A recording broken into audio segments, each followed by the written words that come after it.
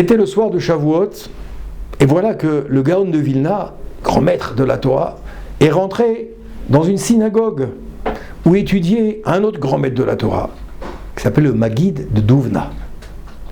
Et voilà que le Gaon de Vilna est rentré le soir de Shavuot. On appelle ça la nuit de Shavuot, où tout le monde est censé étudier la Torah, ou lire le Tikkun, le fameux Tikkun.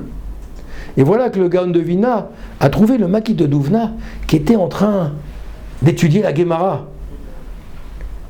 Et le Gaon de Vilna a dit au Maguid de Douvna: mon cher Rav, comment ça se fait que tu étudies ce soir le Talmud?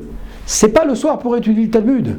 Cette nuit, il faut lire uniquement que le Tikkun, cette fameuse compilation de petits extraits de la Torah, qu'on va égrener pendant toute une nuit, qu'on hérite du Harizal, Rabbi Yitzhak Luria, le grand Mekoubal, et une partie également de Rabbi Shimon Bar Yochai, le grand maître de la Kabbalah que tout le monde connaît.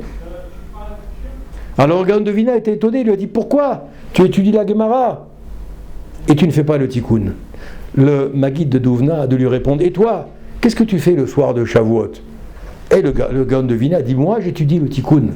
Je fais le Tikkun de Harizal et de Rabbi Shimon Bar Yochai. Le Maguid de Douvna était étonné. Il a dit: comment toi, le grand maître de l'étude par excellence, celui dont on dit que de toute sa vie, il y a uniquement 2 heures où il n'a pas étudié la Torah, quand il a comptabilisé combien de temps il s'était arrêté dans sa vie d'étudier le Talmud et la Torah. Toi, tu vas étudier le Tikkun, tu vas faire simplement que de la lecture de Psukim, du Chumash, et un petit peu des prophètes, etc., pendant le soir de Shavuot. C'est curieux, comment tu peux faire ça? Alors, le Gaon de Vilna lui a dit: non, moi j'étudie le Tikkun et tu devrais faire de même. Alors le Maguid de Douvna a dit au Gaon de Vilna: je vais t'expliquer pourquoi moi je ne fais pas le Tikkun. Et le Maguid de Douvna avait la spécificité, pour transmettre un enseignement, il le faisait toujours à travers ce qu'on appelle un mashal. Un mashal, c'est-à-dire une histoire, un exemple, une allusion. Et il a dit: c'est l'histoire, mon cher Gaon de Vilna. Un jour, il y avait un jeune homme qui devait avoir de la parnassa, il devait gagner sa vie, et il ne savait pas quoi faire. Il n'avait pas appris de métier, et il ne savait pas comment faire pour gagner de l'argent. Il était chez son oncle. Son oncle, son tonton, lui a dit: écoute, mon cher neveu, c'est très simple, tu sais ce que tu vas aller faire pour bien gagner ta vie? Tu vas aller au marché, et au marché, tu vas regarder comment font les commerçants. Ce qu'ils feront, tu feras comme eux. Alors le jeune homme, a dit ok, il s'est exécuté.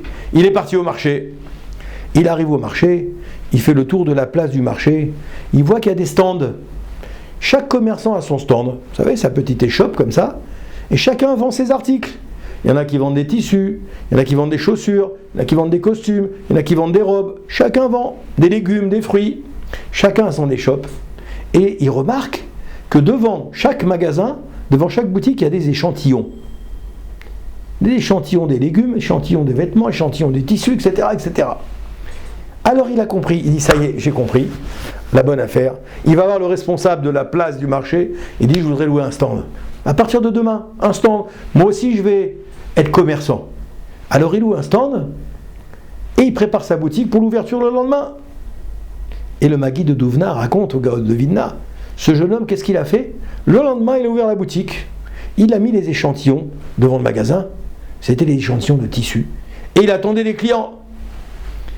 Il y a des clients qui regardent les échantillons, il y a des échantillons qui plaisent, mais ils veulent acheter la marchandise, et ils disent au monsieur, mais tiens, je veux t'acheter maintenant ce modèle-là, donne-le-moi. Il dit, mais j'ai pas, il n'y a que l'échantillon, et il n'y a rien à vendre. Le deuxième vient, voit l'échantillon, il veut acheter, mais il n'y a rien. Il n'y a rien dans le magasin est vide. Alors il ne comprend pas. Il rentre le soir tout penaud, triste, alors que les autres commerçants ont bien rempli leur vie, leur journée, bien gagné leur vie, excusez-moi. Lui, il est reparti bredouille à la fin de la journée, avec ses échantillons dans la valise. Il rentre, dépité chez son oncle. Il dit, tonton, j'ai fait comme tu m'as dit.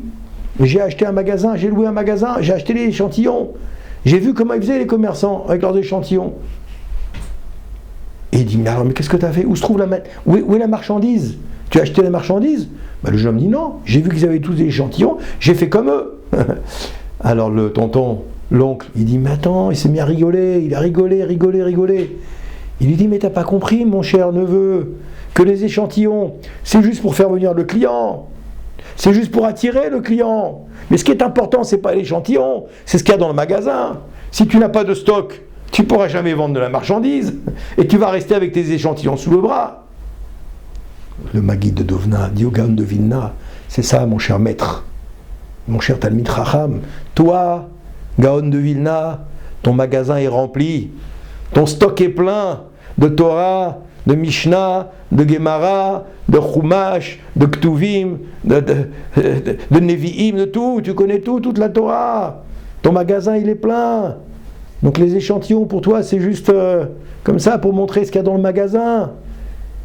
Alors que moi mon magasin il est vide, dit le Maguide de Dovna. Mon magasin est vide, je n'ai que les échantillons.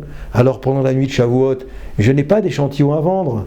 Il faut que je remplisse le magasin. J'étudie le Talmud, la Torah, pour qu'un jour dans ma vie j'ai des échantillons à vendre. Bien sûr vous avez compris la grandeur de ce maître. Le Maguide de Dovna c'était un géant de la Torah. Mais c'était deux approches différentes, vous voyez. Alors Bezrat Hashem, qu'on passe notre temps à remplir le magasin et à ne pas se suffire des échantillons qu'on a hérités peut-être de nos parents, grands-parents, arrière-grands-parents. C'est très bien, c'est magnifique. On appelle ça peut-être la tradition. Ça, c'est les échantillons. Toi, remplis le magasin. Il faut que tu stockes des denrées éternelles qui sont la Torah, le Chumash, la Mishnah, les Maasim Tovim, l'étude. Remplis ton magasin et alors tu pourras toi aussi être riche dans ce monde-là et riche dans le monde futur. Amen, Kenny Ratson.